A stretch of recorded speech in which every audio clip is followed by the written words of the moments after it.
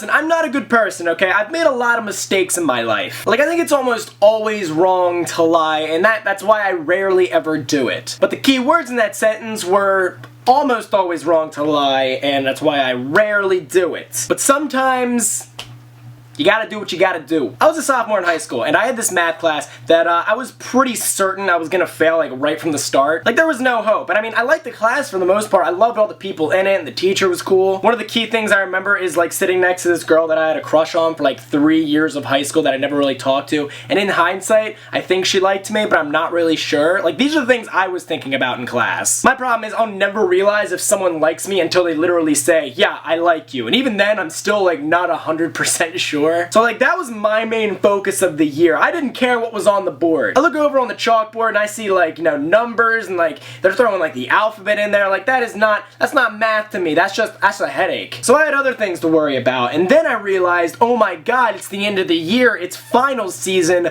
I'm screwed. And the teacher liked me. The math teacher was my bro. He was a teacher first, he was my bro second, but he liked me. He wanted me to pass. And so I asked my teacher, I was like, Mr. Appel, if you ever see this video, I want you to know I'm so sorry, but I love you. But I go, Mr. Appel, I'm gonna fail this class, okay? I need you to help me help you. That's pretty much what I said, literally. I was like, listen, I'm doing you a favor if you let me pass, okay? I don't know what I was thinking back then. But I was like, can you please come in early tomorrow, and then you could like sit me down and like try and help me with some of these questions on the final, because I have no idea what I'm doing. And because he liked me, he said, yes, Tom, I will meet up with you. Let's meet up at 6 a.m., okay? The final is at 7:30. We'll meet at 6 a.m., and then I'll help you with whatever questions you have, and hopefully you'll pass the final. Because I needed at least a B to pass this final. That's how low my grades were. Seriously, I'm a bad example. Don't be like me. And there's a lot of reasons why I shouldn't be like me. Another reason you shouldn't be like me,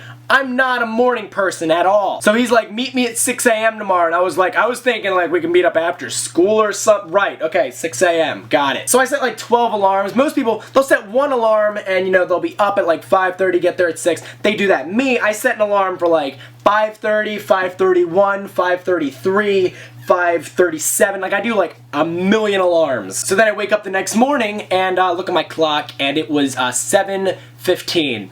So my final was gonna start in 15 minutes, and I didn't study at all that morning. Basically, I'm a piece of shit. So I get all my clothes on, I rush out the door, I get to school in about 4 minutes. That is one of the greatest things about being a guy. Ladies, I'm so sorry, you can't normally do that. But I get to school in 4 minutes, I'm sitting there, and like, a couple students are there, and the teacher is nowhere to be found. So I'm sitting there, I'm looking around, I'm like, just like trying to play it cool, and then 30 seconds later, not even 30 seconds later, I see the teacher running down the hallway pretty much. And so he gets there 20 seconds after I did, and he goes, oh my god, Tom, I'm so sorry. How long have you been waiting here? And so I look over at the other students for like half a second, and then I just go into this mode where I'm like, it's cool, I've been waiting for, you know, like hour and a half. Don't even worry about it. It's not that big of a deal. And he feels terrible. He felt so bad. And I felt worse than him because I was inflicting this pain on him. He thought I was sitting there for like an hour and a half since like the ass crack of dawn waiting for him to get here so we could like go over math problems.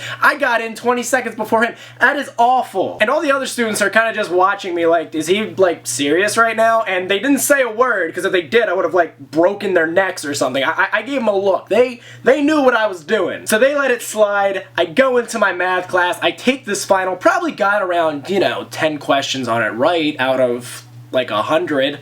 So, didn't do well on that test. And I know this for a fact. I'm not one of those people who, like, says I'm gonna fail a test and then gets, like, an A. I'm not one of those students, because I had a lot of those in high school, hated those people. And then I look at my grades online, and I found out that I actually, passed the class.